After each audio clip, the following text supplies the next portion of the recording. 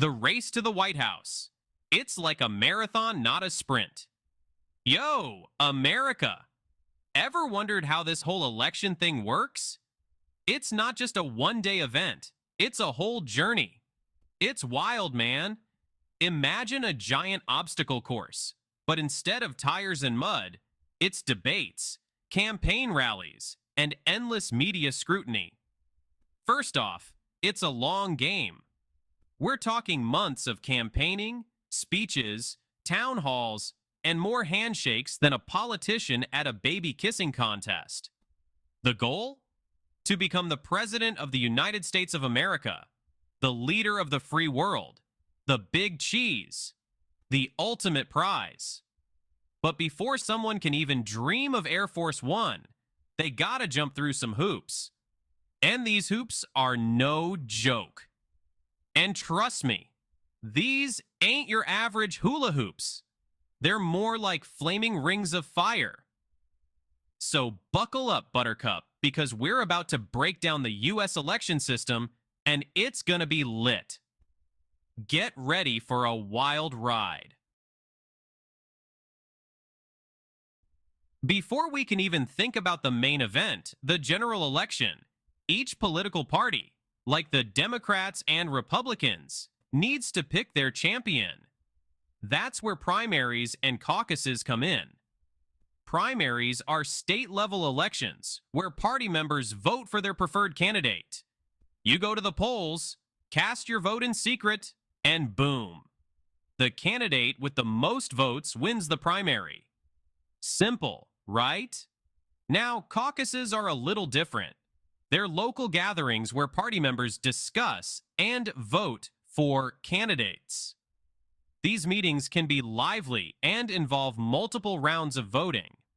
Both methods aim to gauge the support for each candidate within the party. Now, here's where things get really interesting. You see, in America, we don't directly elect the president. I know, right? It sounds a bit strange at first. Instead, we have this thing called the Electoral College. Think of it like this. Each state gets a certain number of electors based on its population. It's like a weighted system, giving more power to states with more people. Kinda makes sense, right? But it also means smaller states still have a voice. On election day, when you cast your vote, you're actually voting for which candidate you want your state's electors to choose. The candidate who wins the popular vote in a state usually gets all of that state's electoral votes. It's like winner takes all, baby. But there are exceptions, like Maine and Nebraska, which split their electoral votes.